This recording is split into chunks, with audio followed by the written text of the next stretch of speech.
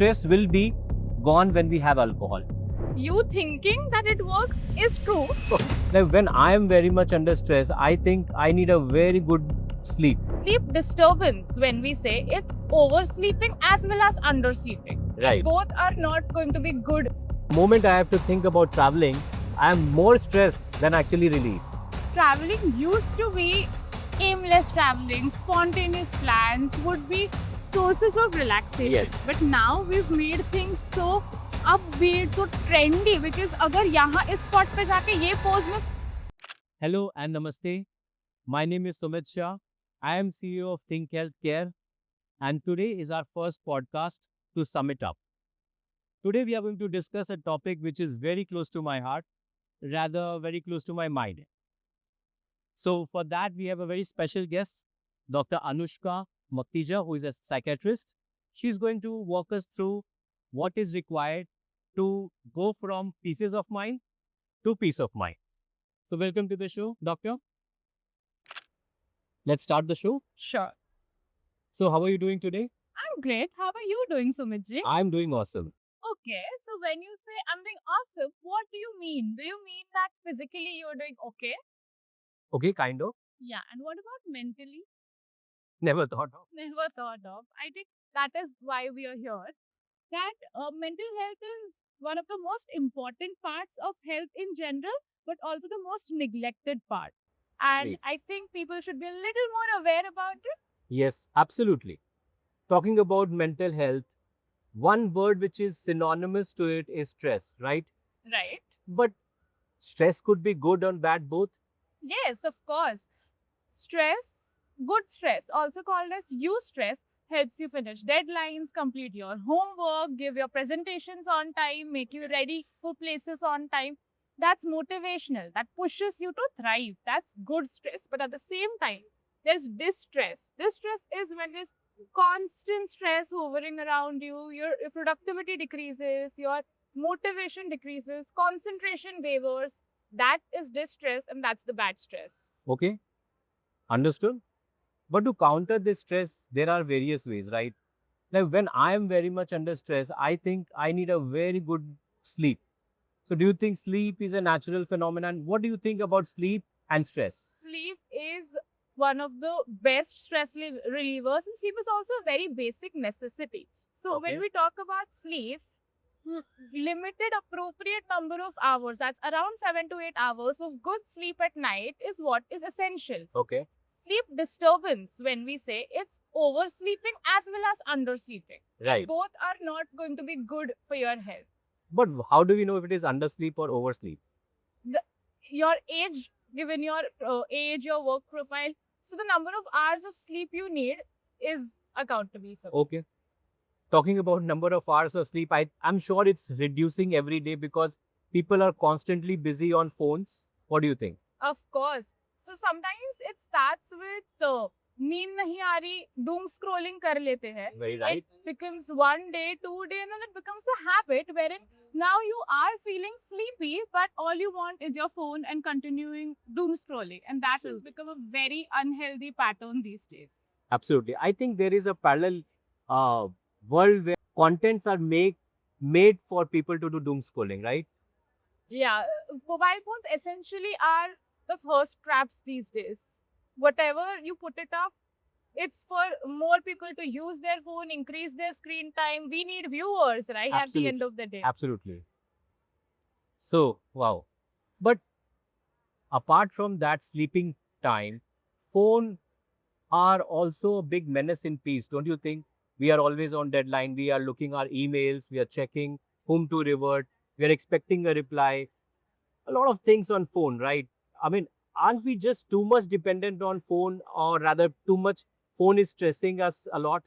Yes, we're dependent. And yes, we are wanting replies immediately. We are also wanting to give replies immediately. That's Absolutely. precisely us being on the phone most of the time. So, more or less, the phone use that we do is going to result in stress. But sometimes to relieve stress, you would like to connect to a loved one. And how will you do that? On It's phone. mostly by phone.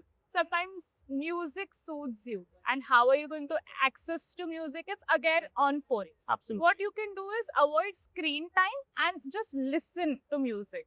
There are a few good uses of phone as well. So you may need it. You cannot be away from it for a very long time. Okay. But you need to learn to balance it, of course. Okay. Give me one tip how to balance it. As I said, that avoid screen time. If Okay. you're using it to converse, if you're using it to listen to music, sometimes, so music, in fact, is a very good thing for relieving stress. Slow music, sometimes with the voice of rain, people sleep. Yeah. That's soothing and relaxing. At the same time, when you're gymming, for instance, Right. you would want that upbeat music and high energy tracks that keep you going, that keep pushing you, motivate you to do something or the other. Right. So music is essential. Use your phone for music Okay. instead of viewing data constantly. Okay. Like for me, when I want to unwind, I love to listen to talks, more spiritual talks, while keeping the screen on the downside. Will that work? Yes, it will. Okay, that's fine. One more very interesting observation that we often see, that to become stress-free, we meet friends, right? And when we meet friends, we always are looking to have we're looking to have drinks. We want to have some form of alcohol to unwind ourselves, or think that stress will be gone when we have alcohol. Do you think it's a myth, or do you think it actually works? You thinking that it works is true. Okay. So what alcohol does to your brain is it slows it down. Okay. So the stress is temporarily relieved. You're not cured of your stresses, Okay. but in that period, you feel that the stress is no longer there running in my brain. You feel a little bit relaxed. But the important point is that all of this is temporary. The next day, there could be many things that could happen. That is, due to alcohol, your anxiety can increase. You're unable to focus at work. Sometimes you're just craving for more alcohol, and eventually it's going to become a habit and cause more trouble to you. Okay. So is it safe to say that it temporarily ceases you to feel stress, and then it causes more stress? Yes, you could say that. Okay. Makes sense. Okay. As a CEO of a company, I've always felt that appreciating people, appreciating employees, that helps them not only as a better performance, but I see them smiling, I see them better in the mood. So what do you think? You think stress is also related to appreciations? Can I not answer this question immediately? I just want to take a moment and say that Sumitji, you and your team have planned this wonderfully. The questions, they are so apt and just what we need for our audience. Thank Good you. work, guys. Thank you. So did you like this? Yes, absolutely. I liked Like it. my comment. I see you smiling right here. So yes, a few smiles due to appreciation are always encouraging, are always motivational. In fact, observation says that workspaces where there is a good amount of appreciation on an everyday basis, the team members are more motivated, more resilient, and in a more positive environment after all. Very well. In fact, I would like to add that just workplace appreciation may not be enough. Okay. Your appreciation in your personal space Right. is also very important.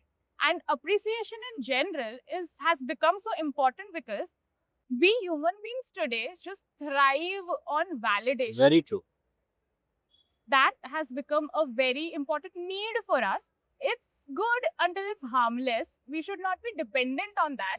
Otherwise, we're good to go. Yeah, it makes sense.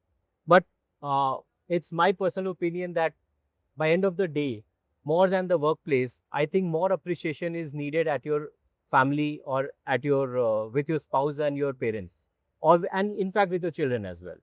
I 100% agree.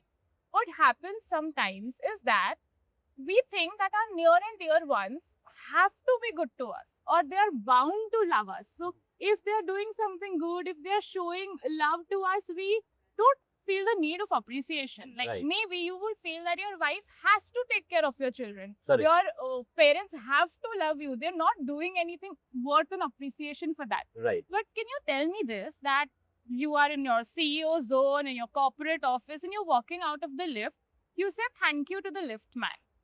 Do you? I do. Why? He was also just there doing his job, which he's probably getting paid for. Correct. Could we consider that good manners? And Yes. it's obviously good. Yes. The same thing when it comes to our near and dear ones, we lack that sense of appreciation or need for appreciation. So I would genuinely recommend that if you think your wife is underappreciated, go home today and just say thank you, just say acknowledge what you're doing. I appreciate you for that, and see her smile and smile yourself. Okay, great. It could work vice versa as well, right? Of course it could.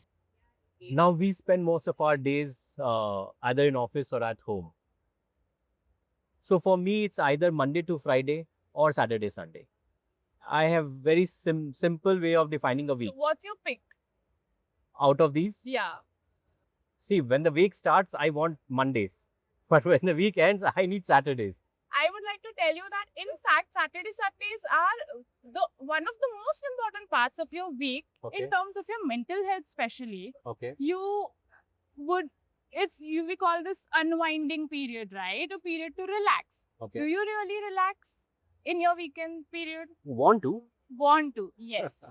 Let me help you with that then. What you could do is stay phone free for a while. Okay. Your Monday to Fridays are all work, all on your phone. Maybe Saturday, Sundays, you can give your phone a little rest. Yeah. You can meet loved ones. You can go places and meet people where you feel emotionally safe, right? Yeah. You can spend some time without screen, and most essential is that complete your sleep. I think Monday to Friday being so hectic, Yeah. we often neglect sleep. Absolutely. And we get these 2 days. So instead of binge watching, Yeah. consider getting adequate sleep so that your further week goes good. Okay. It makes sense. On the very similar lines, when we're talking about unwinding, weekends are brilliant for unwinding. But when we talk about the ultimate unwinding, that is traveling, right? But if you ask me, the moment I have to think about traveling, I am more stressed than actually relieved. What is causing this? What has changed this whole game of traveling? Well, what do you think about airport looks? Very, Or very stressful. itineraries? Or Extremely watching stressful. a sunrise, waking up at 6 a.m., going for the sunrise, then going another spot from there and another spot from there, having a whole day planned till the end of the day. Sounds adventurous, but very stressful. Exactly. Traveling used to be aimless traveling, spontaneous plans would be sources of relaxation. Yes. But now we've made things so upbeat, so trendy, because अगर यहाँ इस spot पे जाके ये pose में photo नहीं लिया तो Instagram बुरा मान जाएगा. Absolutely. So all our plans have been made according to so many trends and just being useful, making a day useful rather than just sitting back and relaxing. Okay. And that is why traveling has become so stressful that people come back from vacations and say, oh, I need one more vacation Absolutely. to release this one. This happens to me most of the time. That once I'm back, I'm already planning for the next one. Where to go now? Because I'm very exhausted. So very rightly said. Tell me 5 simple ways of handling stress in our day-to-day life. One, you said lack of phone use or limit phone use. The another most important is sleep, Okay, 2. adequate sleep.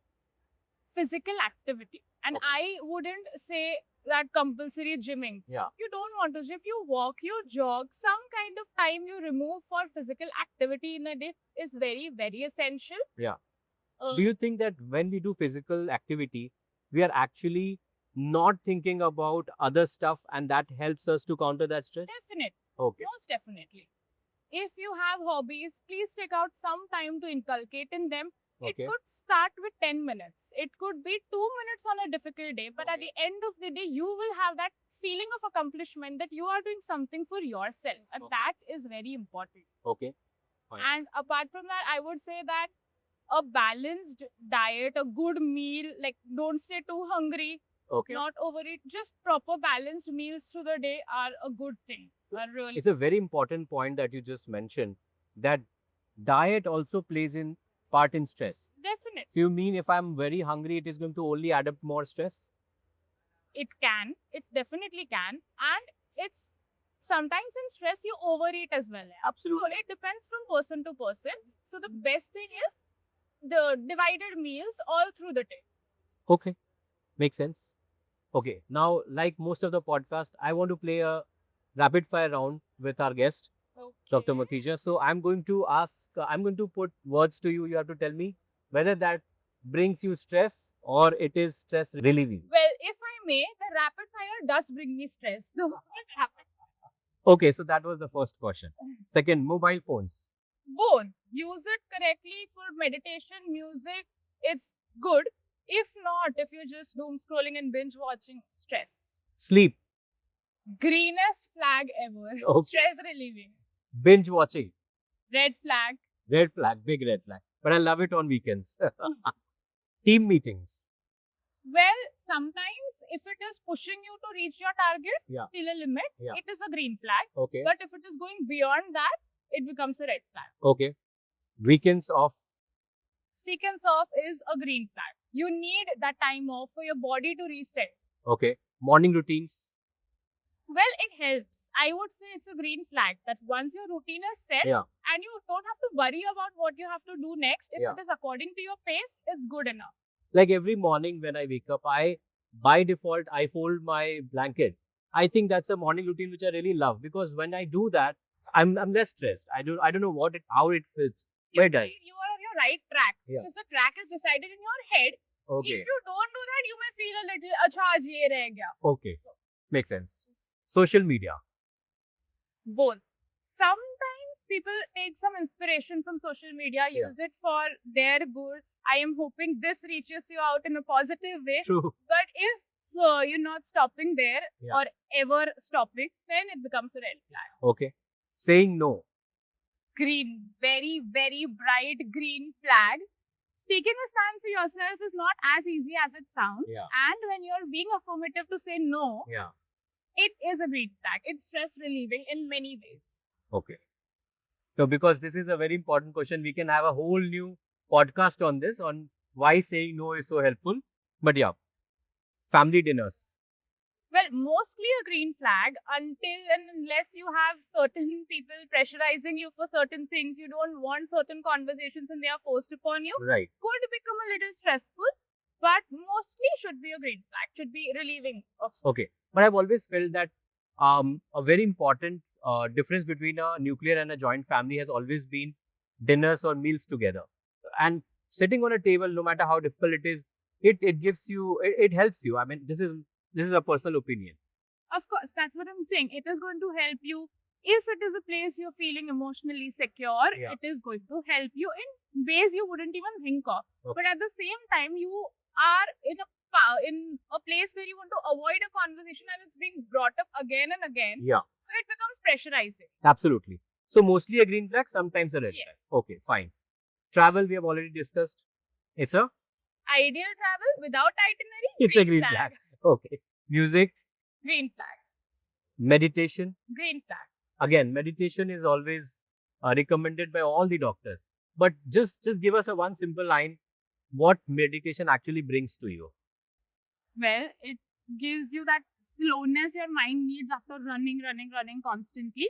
And it soothes you, it relaxes you. Okay, fine. Deadlines. Red flags. If taken healthily, green flags, but they are mostly taken in a way that's perceived as stress. Okay. Last, hobbies.